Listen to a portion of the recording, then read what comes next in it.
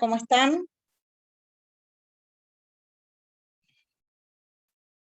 Buenos días.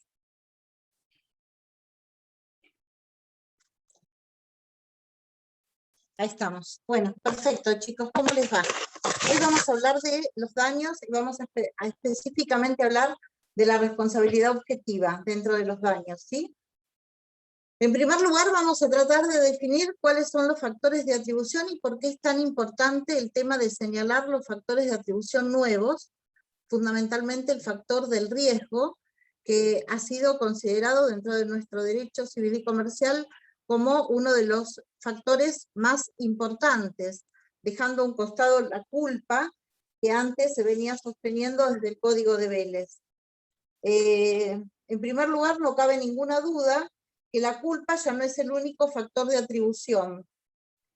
¿Por qué? Porque aparecen otros factores dentro del derecho, como por ejemplo el riesgo creado, la garantía, la equidad, y hay un gran catálogo abierto sobre qué significa esto y desde qué lugar nosotros nos tenemos que colocar para garantizarle fundamentalmente a la víctima digamos, la compensación por el daño injustamente sufrido.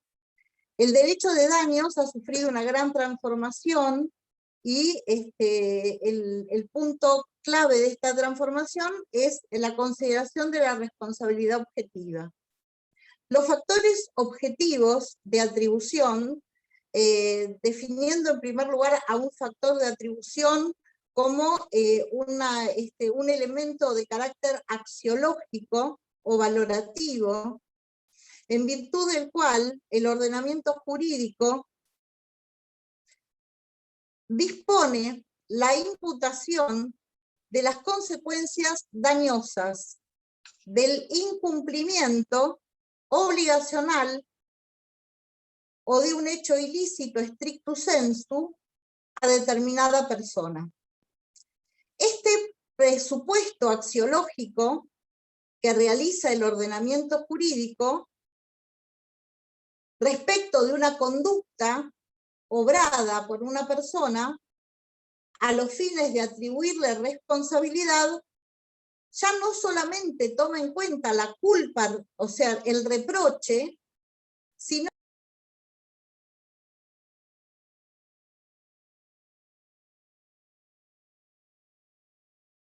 Doctora, no se escucha.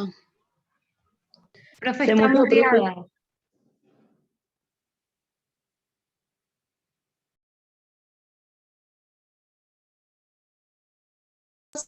objetivista, Doctora, derecho... perdón. Sí. Buenas tardes. ¿Qué tal? Recién quedó muteada y podría ir un poco más, porque se corta medio un poco la clase. ¿Cómo no? ¿Ahora estoy muteada o no? No, ahora se la escucha. Bien, entonces les decía que los factores objetivos de atribución de la responsabilidad, fundamentalmente el riesgo, la garantía, la solidaridad, la equidad, el abuso del derecho, acompañan esta transformación que nace en la evolución de la historia del derecho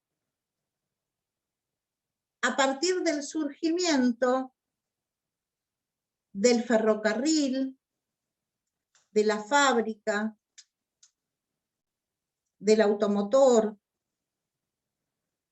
de daños que provocan máquinas industriales, donde no interesa el sancionar al autor por la intención que tuvo,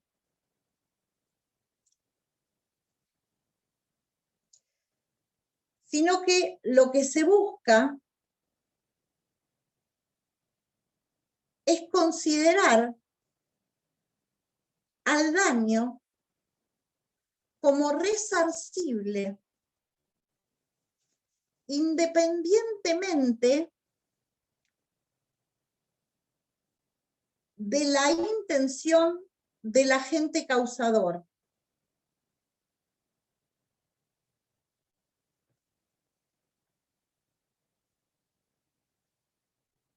Los factores de atribución permiten determinar la conexidad que existe entre el daño, la antijuridicidad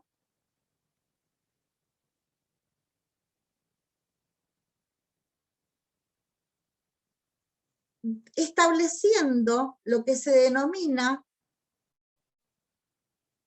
un nexo de adecuación que no solamente va a ser subjetivo a través del dolo o de la culpa que tuvo el agente causador del daño, sino una clasificación desde el punto de vista objetivo. Cuando la culpa del agente es irrelevante. Esto nos acompaña desde, ya les digo, el siglo XIX, en la época de la industrialización, donde el derecho trata de ver cómo paliar o cómo atenuar las consecuencias dañosas que provoca la evolución industrial o la revolución industrial. Y nuestro derecho va tratando de llegar a las, digamos, no solamente desde la consecuencia del reconocimiento de la teoría del riesgo en el año 1968, tomando en cuenta todo lo que el ordenamiento jurídico internacional venía, digamos, acompañando a través de la ley 17.711 en el artículo 1113, el Código de Vélez establece la teoría del riesgo de la cosa como un factor de atribución objetivo, sino que hoy nuestro derecho en el artículo 1722 consagra una definición de los factores objetivos y establece que el factor es objetivo cuando la culpa del agente es irrelevante a los efectos de atribuir responsabilidad.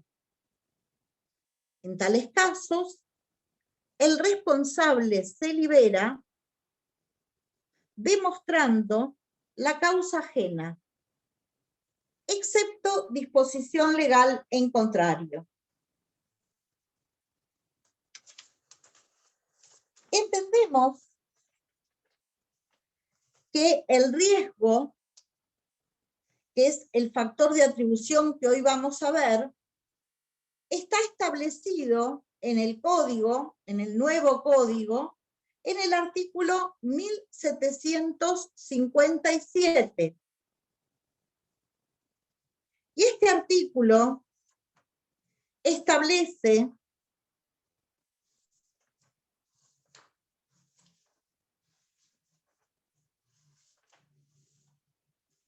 la responsabilidad derivada de la intervención de las cosas y de ciertas actividades.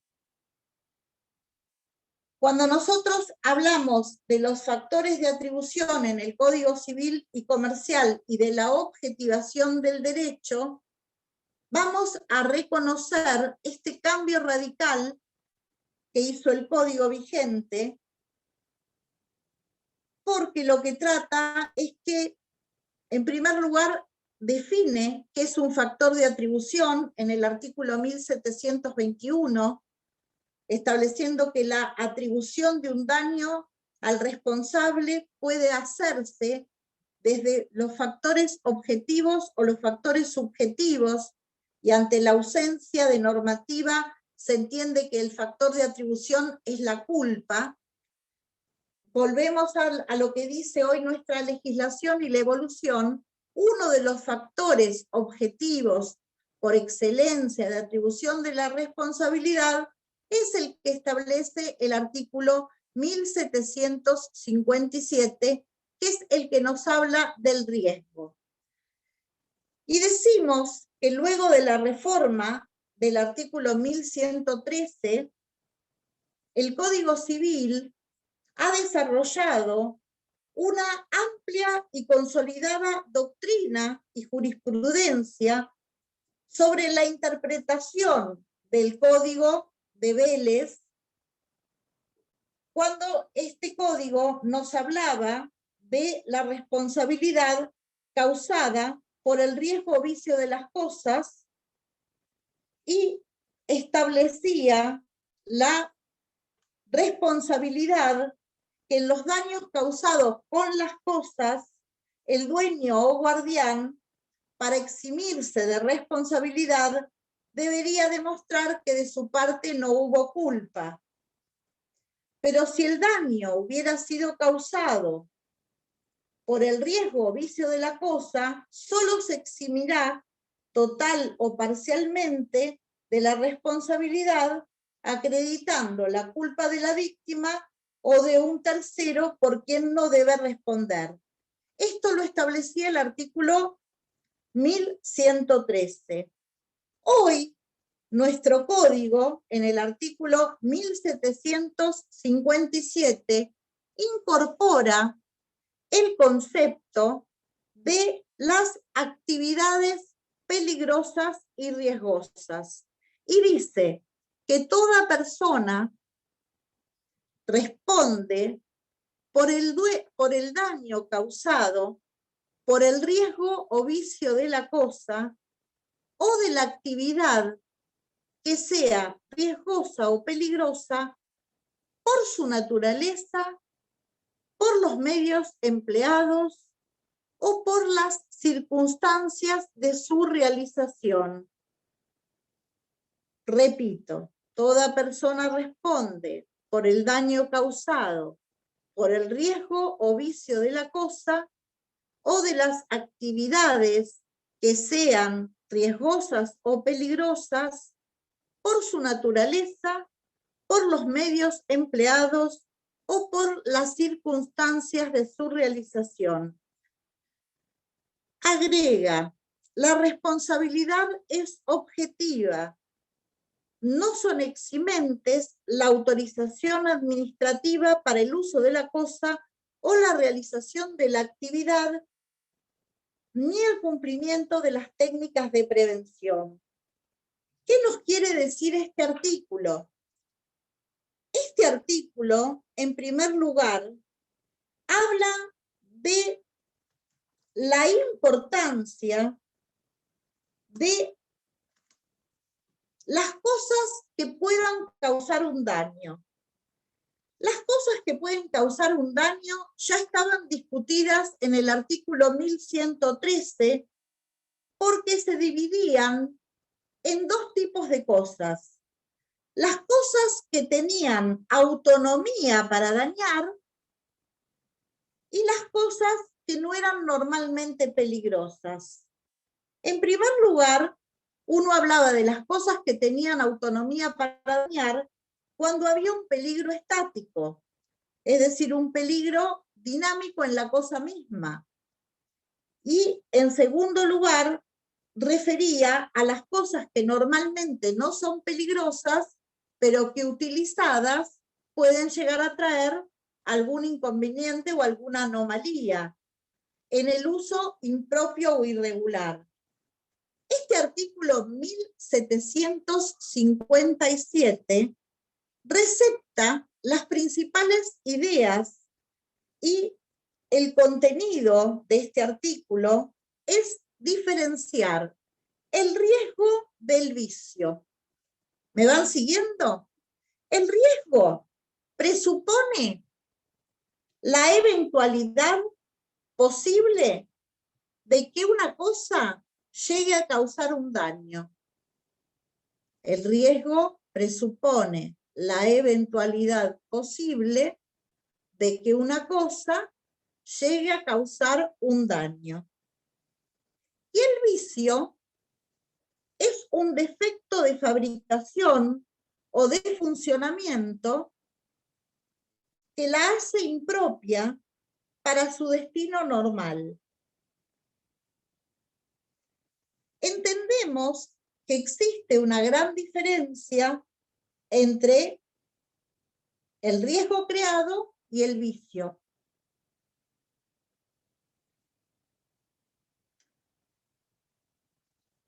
Y una cosa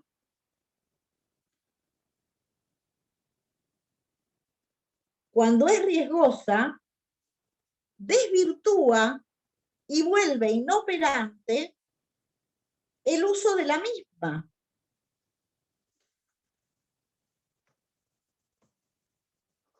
El riesgo creado, que ya estaba considerado en el artículo 1113, regula la responsabilidad civil y para eximirse de responsabilidad, lo que va a tener que hacerse es cortar el nexo causal, demostrar la culpa de la víctima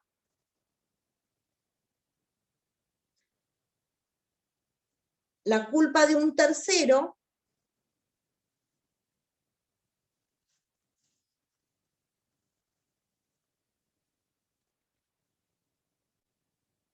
pero porque nosotros hablamos de este artículo 1757 y entendemos que no son eximentes ni siquiera las autorizaciones administrativas cuando estamos hablando de una actividad que sea riesgosa o peligrosa. Y todos responden por el daño causado por el riesgo o vicio de la cosa. Según lo que entendemos por actividad riesgosa, estamos hablando de una configuración de responsabilidad objetiva que envuelve el concepto de empresa. Empresa es un establecimiento que se dedica desde el punto de vista comercial, en principio, a producir y a brindar servicios. Y estas actividades que se desarrollan en el ámbito empresarial provocan riesgos que deben ser cubiertos. El riesgo de la empresa debe ser asumido desde el inicio de la gestación de la actividad. Actividad riesgosa es una expresión que tiende a superar el rígido marco de la exigencia que provoca esta actividad. Nosotros entendemos, en principio, cuando hablamos de la actividad riesgosa, estamos clasificando aquella mecanización en la producción de servicios peligrosos por su naturaleza, por los medios que se emplean para su producción o por las circunstancias de la realización. Todo riesgo empresarial en una actividad, en principio, debe ser garantizado en cuanto a su reparabilidad. ¿Por qué? Porque este factor que crea una actividad peligrosa por su naturaleza, por su desarrollo, debe tratar de proteger en cuanto a lo que significa el provecho mismo a todos aquellos que están involucrados en la sociedad. En primer lugar, hablar de una actividad peligrosa o riesgosa constituye una conjunción. Fíjense lo que es la definición de actividad riesgosa o peligrosa. Una conjunción de acciones, conductas, operaciones o trabajos desarrollados por una persona, por una empresa o por una organización económica que generalmente puede estar vinculada con cosas o conjuntos de cosas, herramientas, aparatos, establecimientos de explotación en las que el riesgo, el peligro de daño, es inminente para sus propios dependientes o para terceros, derivados de las tareas, de los servicios, de los productos, de las prestaciones que reporten utilidad a la sociedad y que generan para sus dueños beneficios o un provecho generalmente económico. Este factor de atribución de la actividad empresarial riesgosa o peligrosa coloca en el derecho el nuevo concepto del riesgo, que es el riesgo provecho.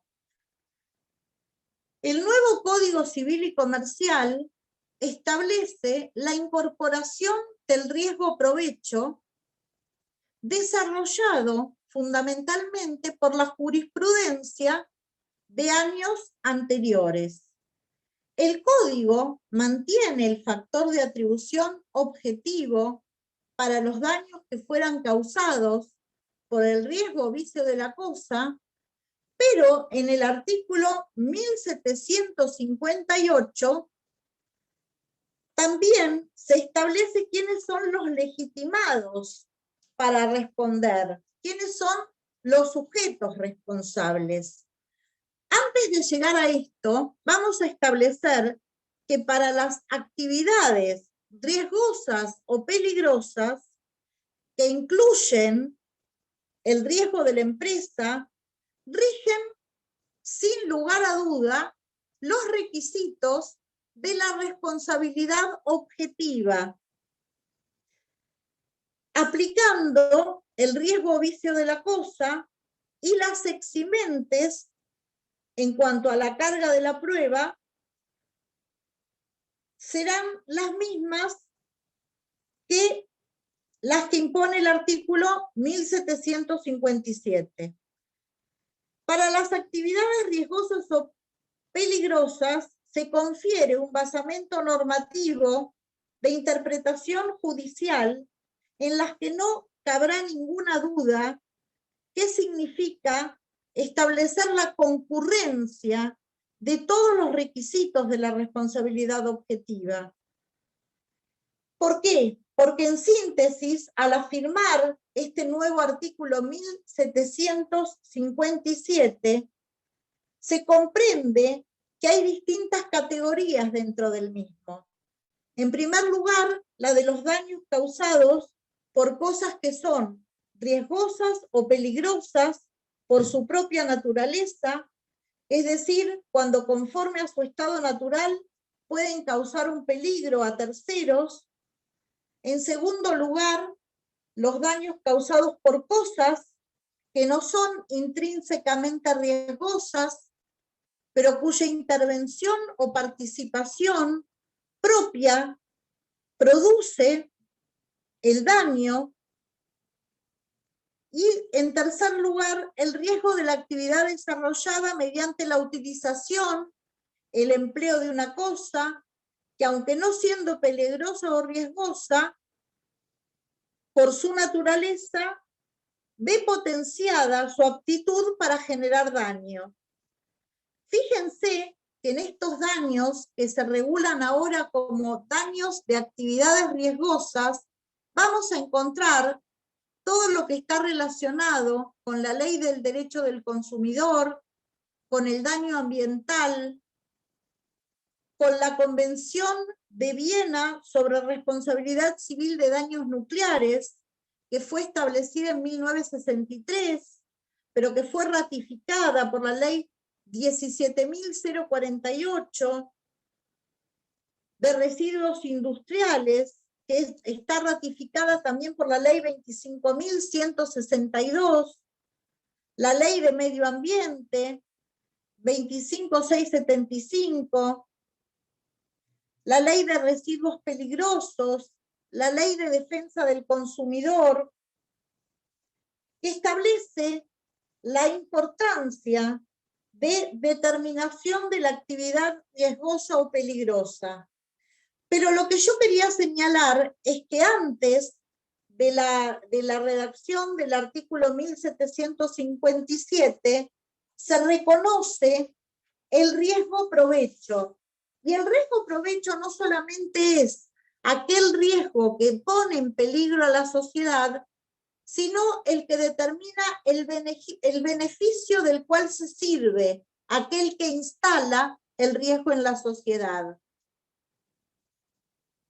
En cuanto a es muy importante determinar esto, no me quiero olvidar de ninguna de las cosas. Por ejemplo, en la prestación de un servicio, cuando uno realiza una determinada actividad con diligencia, con apropiada seguridad y certeza, pero del resultado nace un peligro inminente para la sociedad, y en ese desarrollo de la actividad empresarial hubo ganancias, el beneficio que obtuvo aquel que produjo la ganancia debe ser establecido como una indemnización.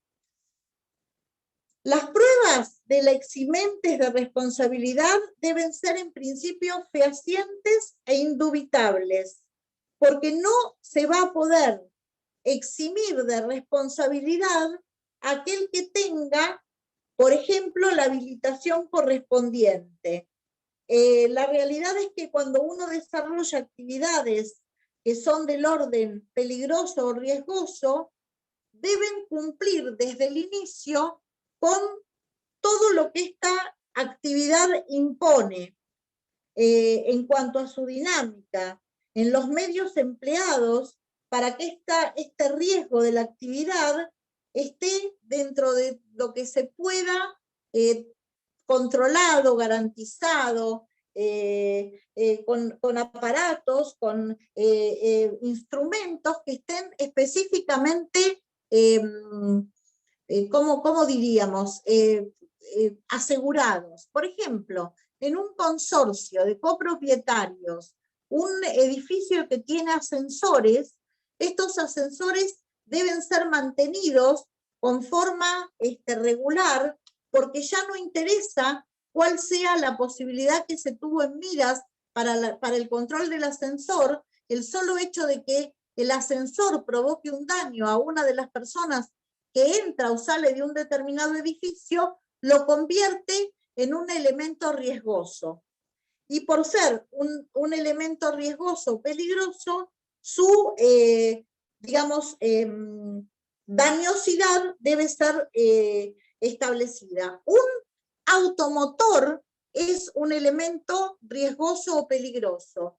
La actividad del transportista es una actividad riesgosa o peligrosa. Si el transportista no cumple con las horas de sueño o la adecuación de las normas a las que debe asumir por el hecho de trabajar para una empresa que lleva ladrillos desde Olavarría hasta Mar del Plata, esta actividad debe cumplir con todo lo que el ordenamiento y las ordenanzas establezcan para que no se cometa ningún ilícito en la regulación del mismo. Decimos entonces que esta teoría del riesgo, que fue un factor de atribución de responsabilidad objetiva fundamentalmente establecida en el derecho moderno, y que fue incorporada por Josserand en Francia, hoy está establecida fundamentalmente en el artículo 1757, incorporando el diseño de la teoría del riesgo-provecho, cuyos defensores afirman que no es suficiente la sola creación del riesgo para atribuirle la responsabilidad al autor, sino que también es preciso establecer que este riesgo otorga un beneficio para aquel que la desarrolle. Yo entiendo que el riesgo, cuando sucede, no solamente es necesario demostrar la existencia del hecho, sino también las ganancias de las cuales se sirve aquel que fomenta este riesgo en la sociedad.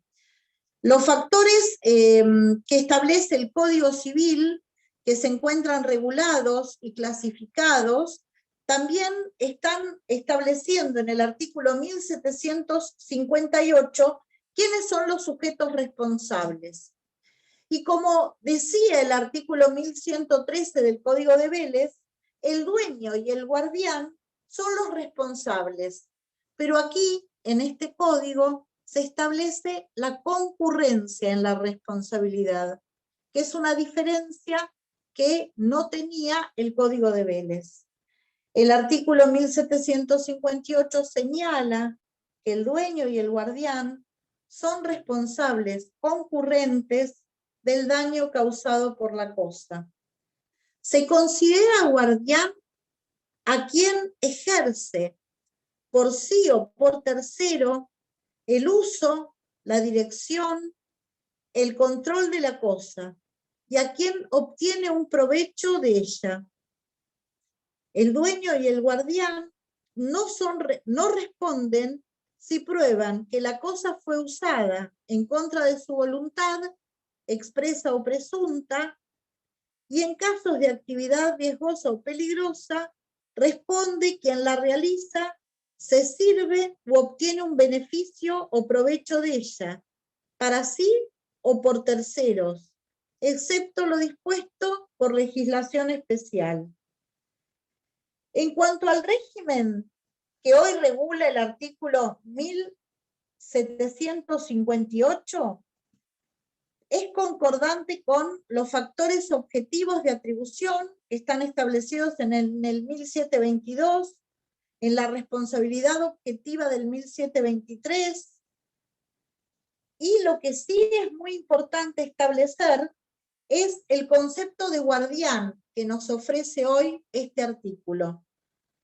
La tipificación de la noción y determinación del guardián, que en la actualidad nos permite establecer los elementos importantes para determinar quién es el guardián de la cosa, ya no nos dan dudas a el poder fáctico, que no solamente tiene que ver con la guarda material, que antes consideraba guardián a quien detentaba el objeto, a quien tenía el poder físico sobre el mismo, sino que hoy la postura de guarda jurídica se asienta en el vínculo jurídico sobre la cosa, pero basado en el poder de control sobre la misma.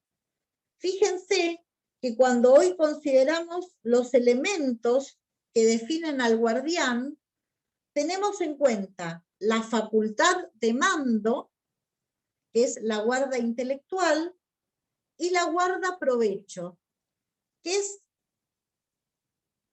aquella que permite que uno se sirva del objeto para su ganancia. Cuando el provecho es, digamos, determinado por el cuidado que se tiene sobre la cosa y sobre la detentación material, hablamos del guardador del objeto. Es muy importante establecer el poder que tiene el sujeto sobre la cosa. Por ejemplo, un ladrón que causa un daño. Hoy, por ejemplo, me levantaba y veía la policía que, cumpliendo órdenes de seguir una ambulancia, va en contramano y atropella a un muchacho que iba en moto y que iba hasta su casa. Esta persona que atropella, si bien lo hace cumpliendo órdenes de seguir o de custodiar a una ambulancia, no mide las consecuencias del riesgo en el que puso aquel que, cruzando en verde, no toma la dimensión de que la ambulancia lo embiste y se le causa la muerte. Fíjense que no tiene que ver ni con el dueño ni con el guardián, pero se me ocurre dar este ejemplo por el riesgo de la cosa peligrosa o riesgosa, ¿no? Una ambulancia que es un servicio digamos, de traslado de carácter urgente, muchas veces, digamos, en obediencia de órdenes,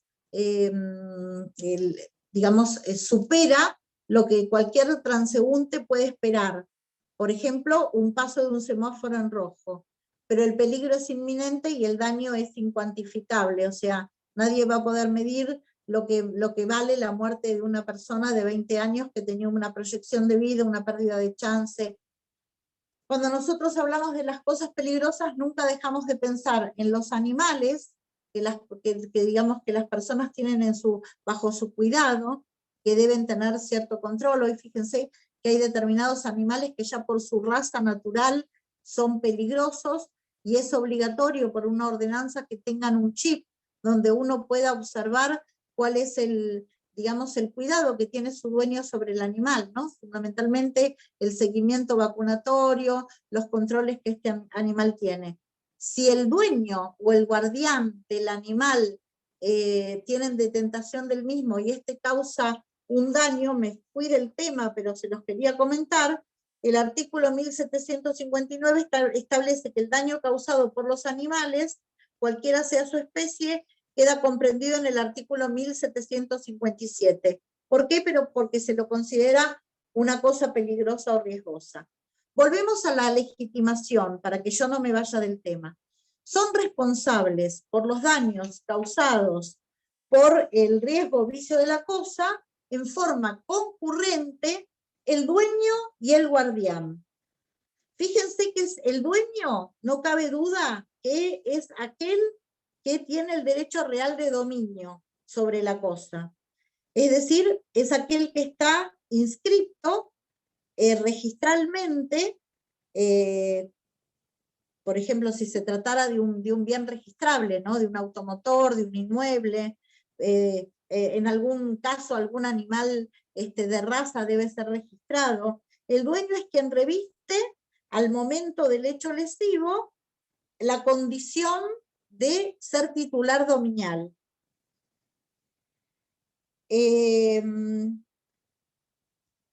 Su enajenación posterior no lo liberaría de la responsabilidad de un daño causado mientras él era el titular. En cuanto al guardián, la tipificación de la noción de guardián hoy se encuentra establecida en el mismo código. Nosotros hace mucho tiempo les pedíamos a los alumnos que definieran la postura del guardián, y se entendía por guardián aquel que detentaba materialmente el objeto, el que lo tenía bajo su cuidado. Hoy, el artículo 1757 nos da un espectro que fue acompañado por la doctrina, por la jurisprudencia, por determinadas evoluciones, estableciendo que el guardián es quien ejerce por sí o por tercero el uso, la dirección, el control de la cosa, o quien obtiene un provecho de ella.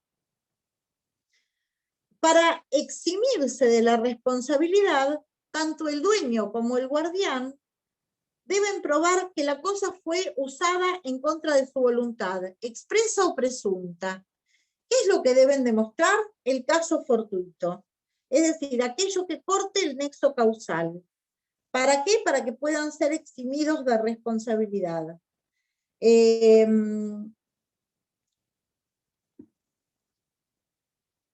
Y en las actividades riesgosas o peligrosas, responde quien la realiza, se sirve u obtiene provecho de ella, por sí o por tercero, excepto disposición legal en contrario. Acá hablamos de digamos, la responsabilidad objetiva en cuanto al riesgo provecho. Cuando la cosa es usada para un beneficio propio, se entiende que es responsable el dueño y el guardián. Cuando hablamos de el beneficio o provecho que se obtiene, tenemos que hablar de la posición de control y de seguridad al servirse de la cosa. Cuando uno se sirve de la cosa con el poder material y tiene un, digamos, provecho de la misma, esto no estaba regulado en el 1113, pero sí se reconocía como una, digamos, cuestión que no solamente ponía en peligro, sino que obtenía un beneficio inminente. Esto lo vemos permanentemente en los daños ambientales, en las consecuencias dañosas que provocan determinadas situaciones, y esto hace que el causador de este daño o de este peligro inminente sea responsable. Encontramos también la responsabilidad objetiva en la responsabilidad del principal por el hecho del dependiente. Y acá hablamos del factor de atribución de garantía. Está regulado en el artículo 1753 del Código vigente. El artículo 1753 establece, en principio, la garantía como factor de atribución cuando el principal responde objetivamente por los daños que causan los que están bajo su dependencia o las personas de las cuales se sirve para el cumplimiento de sus obligaciones, cuando el hecho dañoso acaece en ejercicio o en ocasión de las funciones encomendadas. Este artículo 1753 al 1756 establece el factor objetivo de la garantía. Fíjense que el artículo agrega que la falta de discernimiento del dependiente no excusa al principal. La responsabilidad del principal es concurrente con la del dependiente. Y si vamos a lo que significa la importancia de la responsabilidad del principal por los hechos de los terceros, decimos que esta actuación permite, en algunos supuestos, que se compruebe la relación que exista de subordinación para entender que el dependiente es el que ha actuado en ejercicio de las funciones encomendadas. Si nosotros hablamos del caso de un chofer de colectivos, mientras cumple el transporte de pasajeros, tiene un accidente, en principio, quien responde por el accidente va a ser la empresa 522. ¿Por qué? Porque el chofer está en ejercicio o en ocasión de las funciones encomendadas por el principal. La realidad es que si nosotros hablamos de este tipo de responsabilidades del principal por el hecho del dependiente o de aquel que se sirve para el cumplimiento de sus funciones, debe entenderse que se refiere exclusivamente a los daños que en ocasión de la ejecución el dependiente causa a terceros. Y por eso decimos que el caso del chofer de colectivos, que mientras cumple con el transporte de pasajeros arrolla un peatón, o bien lo produce cuando está fuera del ámbito de las obligaciones del principal. ¿A quién le corresponderá demostrar si era dentro del ámbito o fuera del ámbito? Porque la responsabilidad sería totalmente distinta.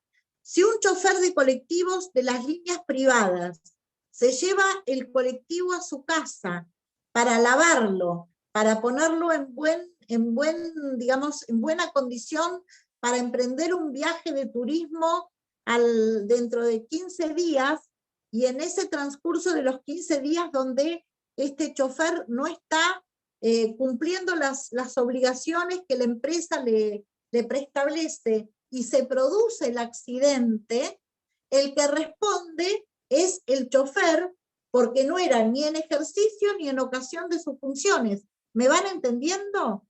El deber de garantía se debe siempre y cuando este dependiente cause daño a personas en ejercicio o en ocasión de las funciones que le han sido encomendadas.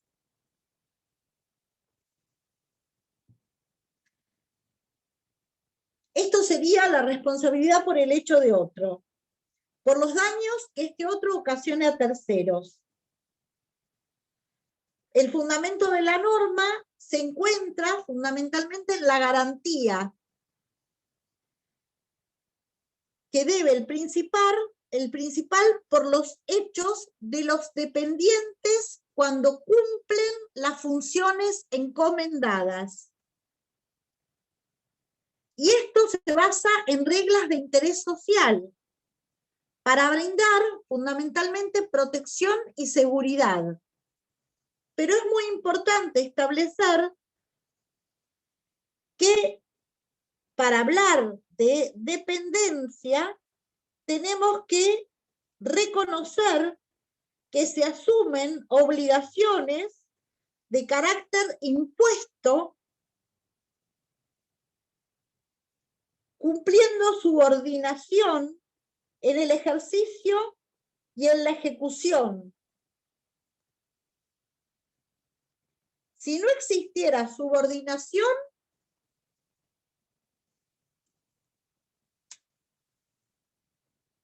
no existiría dependencia.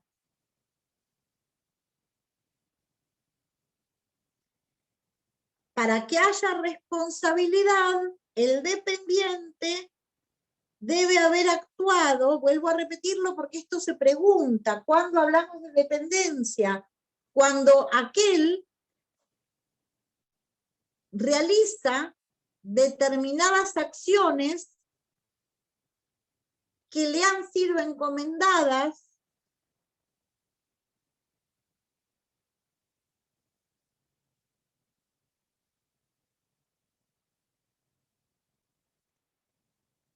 y está contemplado el supuesto no solamente para el ejercicio, sino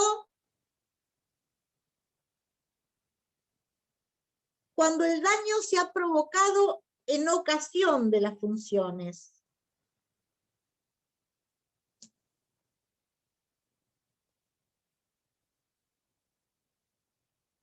Y fíjense que también es muy importante establecer que el principal no se libera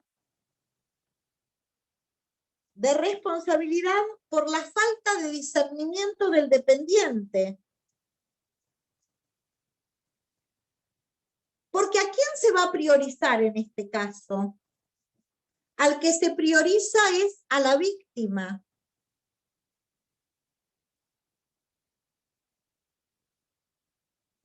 El factor de atribución es de garantía.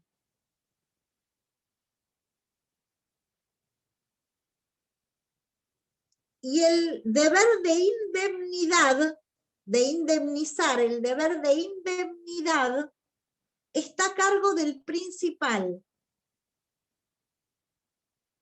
frente a los terceros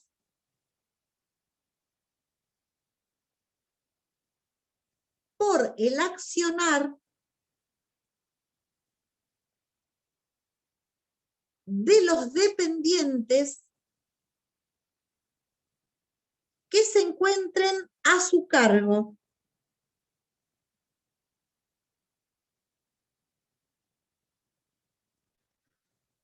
Comprobada la existencia de la dependencia y que el daño fue ocasionado en ejercicio o en ocasión de las funciones,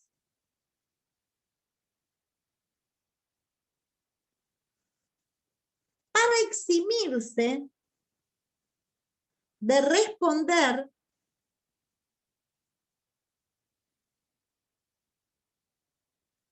el principal debe acreditar causa ajena.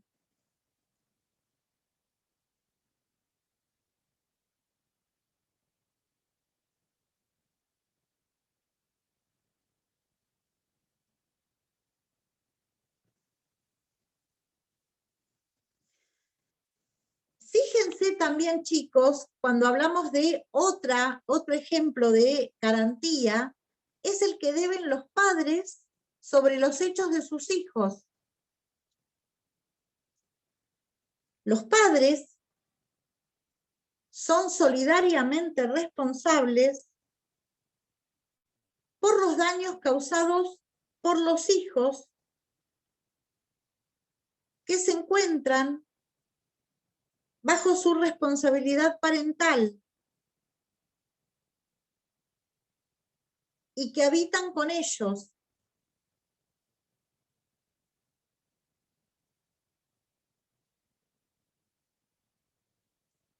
Sin perjuicio de la responsabilidad que pudiera caber. Profe, le hago una consulta. Sí, mi amor. ¿Cómo no? El texto que está dictando, eso lo encontramos en campus, ¿no? No, esto es el código, chicos. Yo les estoy leyendo el artículo 1753. El artículo 1753. Okay. Claro, esto lo encontrás en el código, pero te estoy dando otro ejemplo de lo que significa factor de atribución objetivo de garantía. Lo tiene el principal por los hechos de los dependientes, los padres con relación a sus hijos, ¿sí? ¿Y por qué nace el deber de garantía? En esencia, el deber de garantía es una responsabilidad objetiva, en la cual el principal responde por los daños causados por sus dependientes a terceros. Ejemplo, pusimos el del chofer. No solamente en ejercicio, sino también en ocasión de las funciones. Cuando hablamos de la relación de dependencia, hablamos de la subordinación en sentido amplio. Es decir, cuando para hacer una actividad se vale de las instrucciones que proporciona un otro.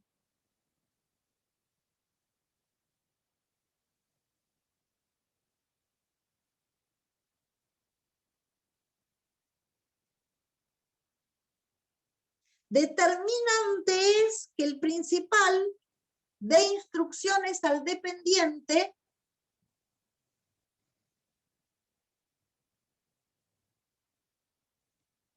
y que de algún modo también responda porque obtiene un beneficio. Miren, por ejemplo, en una empresa constructora, el contratista va a responder por todos los que trabajen con él, bajo su dependencia, aunque él responde ante el dueño de la obra. Si al contratista, uno de los, albañiles, pintores o electricistas, realiza una instalación que no es acorde a lo que se esperaba, si bien él va a tener que responder frente al dueño de la obra por lo que le suceda a cada uno de estos terceros que pasan por la esquina y reciben un cemento mal colocado, responde también el contratista, porque hay un deber de garantía del principal por el hecho del dependiente. Y aquel que recibió el daño va a poder demandar al contratista y al arquitecto, porque todos responden por la víctima. ¿Me entienden? Es un nivel de subordinación sobre el cual se ejerce una determinada acción. Esto es la dependencia. También existe la solidaridad como factor de atribución objetivo. Y la solidaridad la encontramos en el artículo 1760 y 1762. El artículo 1760 nos habla de la solidaridad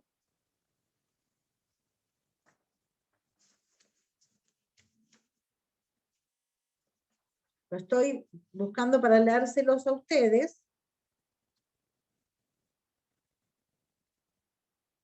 con las cosas arrojadas o suspendidas. Si de una parte de un edificio cae una cosa o ésta es arrojada, los dueños y ocupantes de dicha parte responden solidariamente por el daño que cause. Solo se libera quien demuestra que no participó en la producción. Este deber de solidaridad, que está establecido en el artículo 1760, también establece el factor de atribución objetivo. La responsabilidad es de los dueños y de los ocupantes del inmueble por las cosas que son arrojadas o caen de él, si ocasionan un daño a terceros.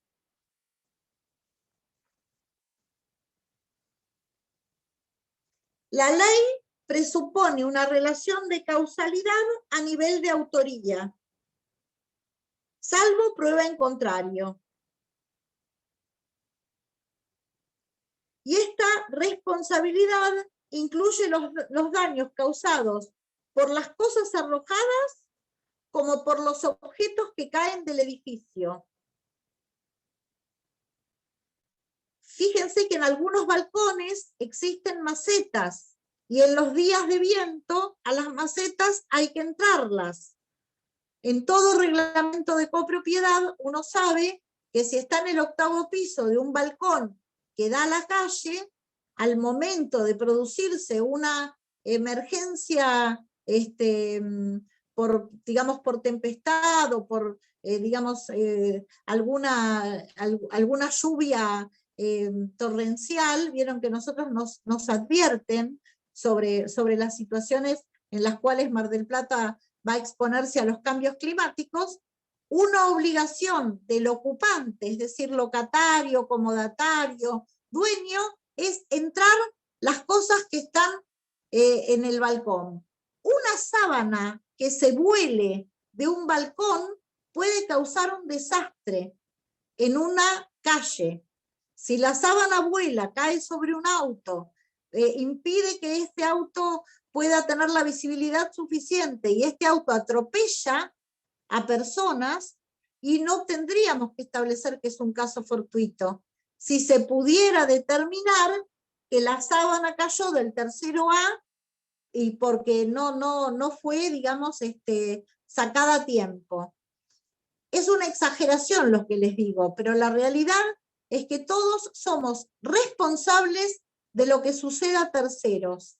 Y si nosotros no tomáramos las precauciones adecuadas y suficientes, evitaríamos bastantes más siniestros de los que existen. ¿Sí?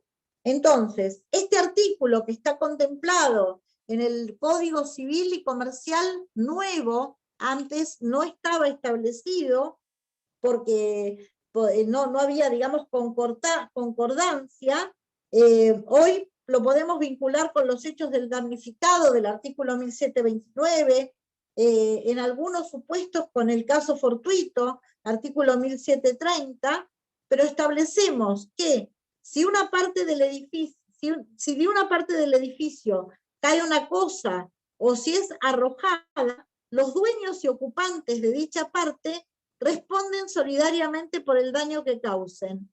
Solo se libera quien demuestra que no participó en su producción. Muy importante. La responsabilidad también surge cuando hay un autor anónimo. El artículo 1761 establece que si el daño proviene de un miembro no identificado, de un grupo determinado, responden solidariamente todos sus integrantes. excepto de aquel que demuestre que no ha contribuido en su producción.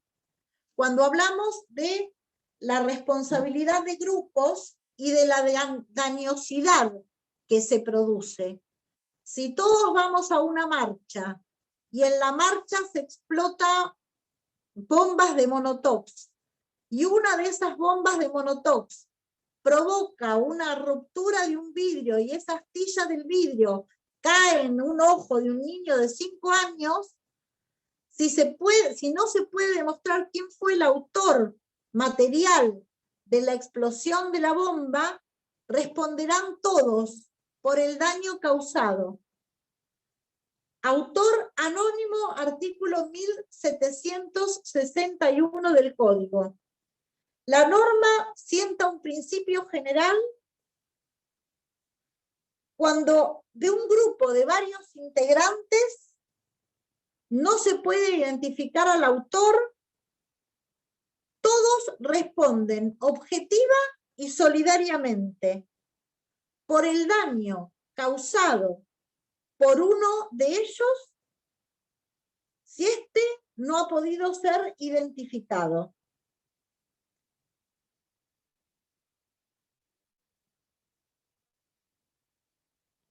Esto estaba consagrado en la doctrina, en el antiguo artículo 1119 del Código de Vélez.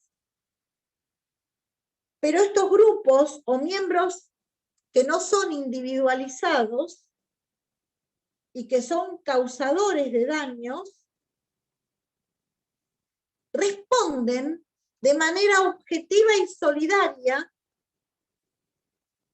porque la ley hace una presunción iuris tantum de la relación causal e imputa la autoría a todos los integrantes del grupo.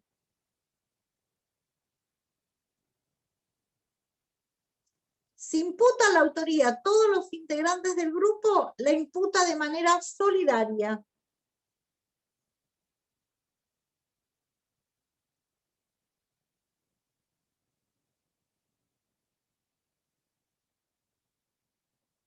Acá se presume la existencia de una causalidad material,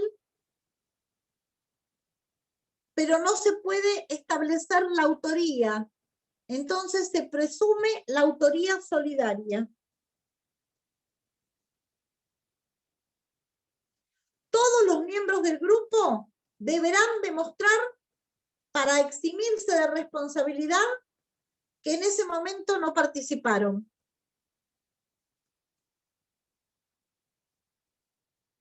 O sea, que no han contribuido en la producción del daño.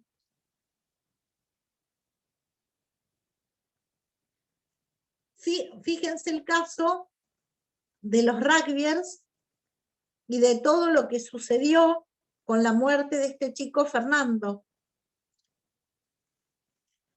donde después, a lo largo del tiempo, se fueron demostrando con los hechos quién fue el verdadero autor. Pero el principio fue, todos son solidariamente responsables.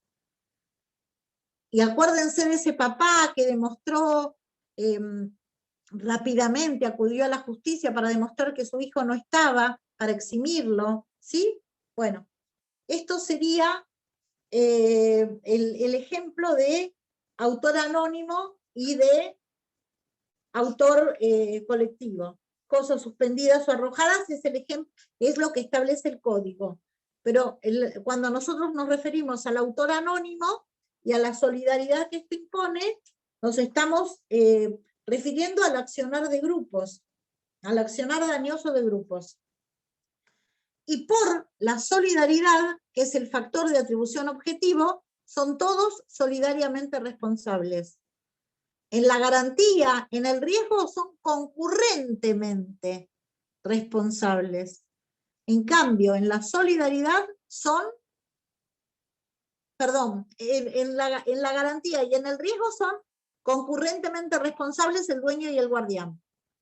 En las cuestiones de grupo o en las cosas arrojadas, el dueño y los ocupantes responden solidariamente por el daño que causen. Solo se libera quien demuestra que no participó en la producción.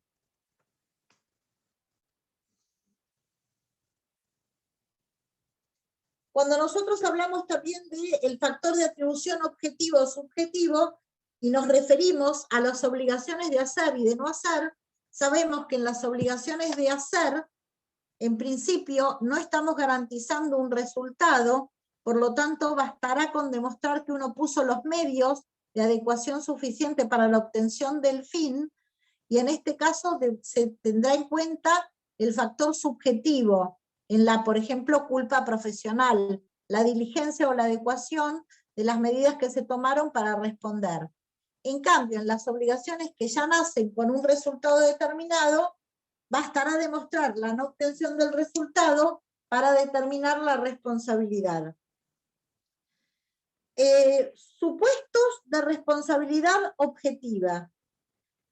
Encontramos que la responsabilidad directa de un sujeto por sus actos propios, que establece el artículo 1749, dependerá de si se asumió una responsabilidad contractual o extracontractual para determinar el resultado concreto.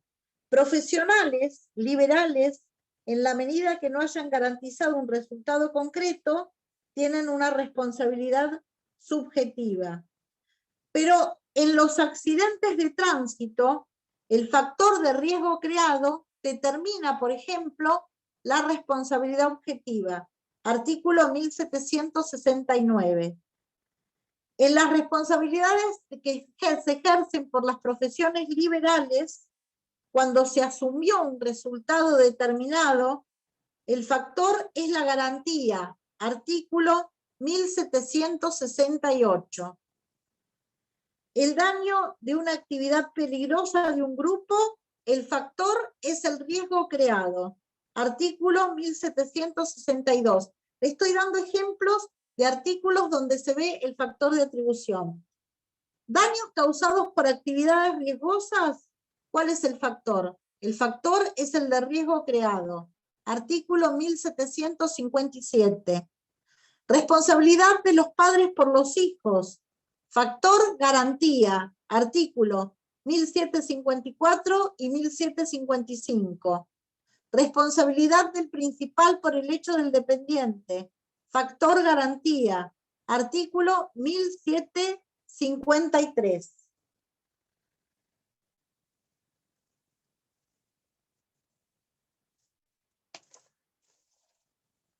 Por último, hablamos de la equidad, que es el artículo 1750, y el deber de equidad establece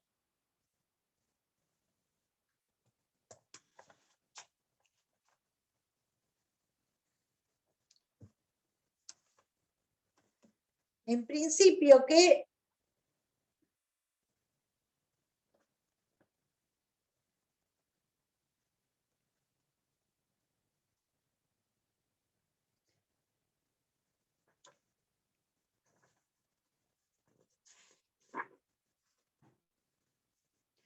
los daños causados por actos involuntarios, cuando el que produce el daño, digamos, no es consciente, un autor de un daño causado por un acto involuntario responde por razones de equidad. El acto realizado por quien sufre fuerza irresistible no genera responsabilidad para su autor, sin perjuicio que le corresponde a título personal a quien ejerce esa fuerza.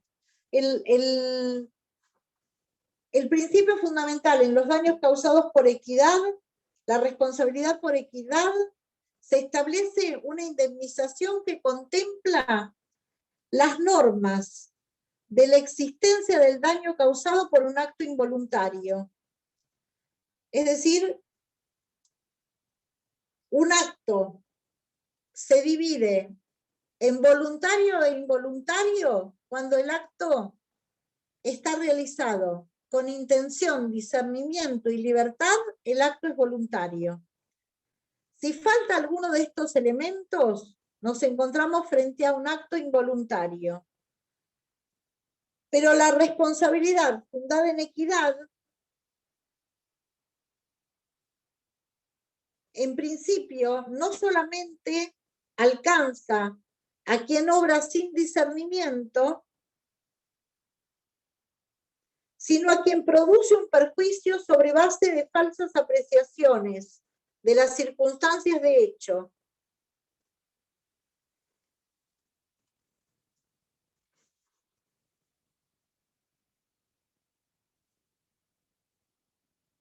Situación de personas que causan daño estando sujetas a una fuerza física irresistible, ejercida por un tercero. En este caso, quien hallándose caminando por una vereda es empujado por otro que cae sobre un peatón, por ejemplo, y proyecta contra un automóvil o contra una bicicleta.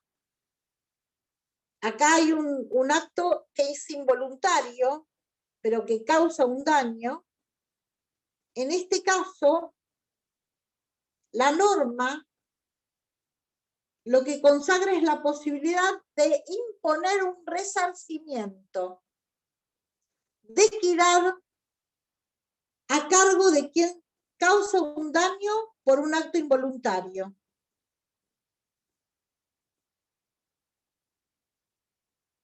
Cuando uno es impulsado por una fuerza irresistible y provoca un daño, por razones de equidad, el código establece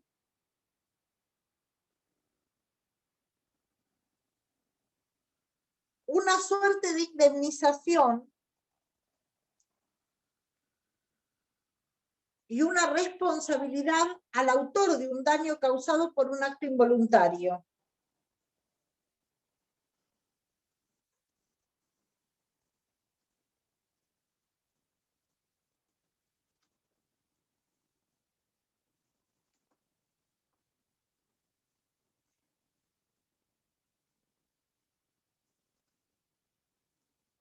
Y les voy a leer el artículo 1742, y ya terminamos la clase. Si alguno tiene una duda me pregunta. El juez, que es el que va a establecer la responsabilidad cuando el autor de un acto involuntario causa un daño al otro, el autor de un daño involuntario, de un acto involuntario, responde por razones de equidad y se aplica lo dispuesto en el artículo 1742. ¿Quién es el que va a determinar? El juez, al fijar la indemnización, puede atenuarla si es equitativo en función del patrimonio del deudor, la situación personal de la víctima y las circunstancias del hecho. Esta facultad no es aplicable en caso de que haya dolo del responsable. Fíjense que la equidad, que está establecida en el artículo 1750, es un factor de atribución objetivo, que hoy nuestra legislación reconoce y que es aplicable a criterio del juez. Chicos, ¿alguna duda? Esto último que dice que no se aplica cuando hay dolo, pareciera una verdad, digamos, que va de suyo, porque, o sea, Obviamente, es un agregado que en realidad, lo que pasa es que, mira, en la redacción de este código nuevo hubo varios errores, porque a veces parecía como sobreentendido, pero la realidad es que en los hechos, muchas veces, al haber digamos, una disposición que permite una adecuación a un régimen de equidad, cualquiera lo plantea, y poniéndole un límite al planteamiento se establece que cuando hubo una intención de dolo ni siquiera se te ocurra plantearlo, por supuesto. es que, o sea, es lógico que si hay dolo no hay equidad, no hay responsabilidad objetiva. No, si hay dolo, aunque vos hayas sufrido un acto involuntario, bueno, deja de ser involuntario, porque, claro, no se olviden, chicos, de entender que nosotros hablamos de factores de atribución tomando en cuenta los 4 presupuestos de la responsabilidad civil. No hablaríamos de factores de atribución si no existiera una conducta antijurídica. Profe, se mutió. ¡Ay! Me fui. Tuve que... ¿Hola? Justo me estaban llamando, perdónenme.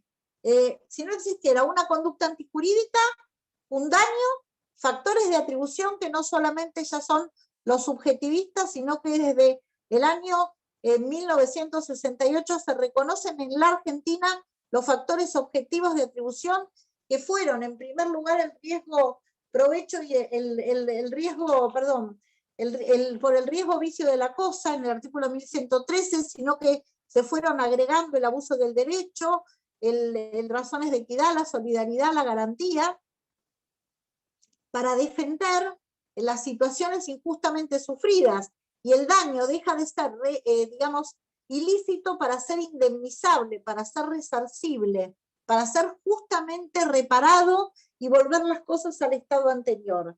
Y por último, como, digamos, determinante de, digamos, de cuál es la responsabilidad, establecer el nexo de causalidad adecuada entre la conducta y el daño. Esos son los 4 presupuestos de la responsabilidad, que lamentablemente cuando uno los pregunta, ustedes no lo saben. ¿Alguna pregunta más con relación a esto?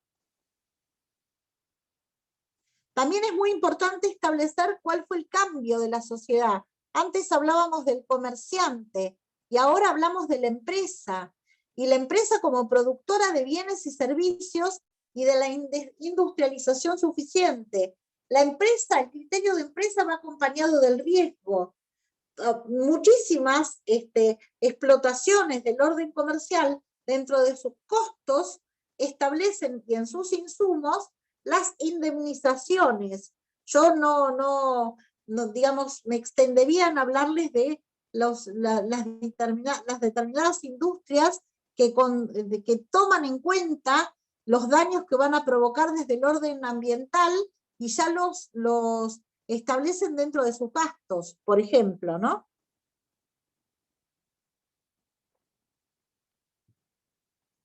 Como insumos.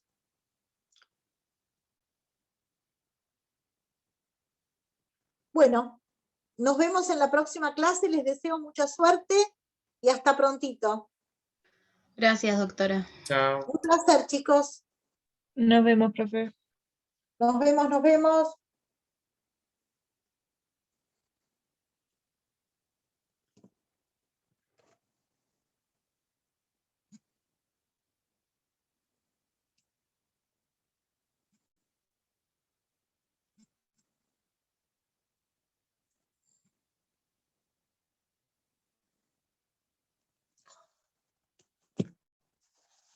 Ya.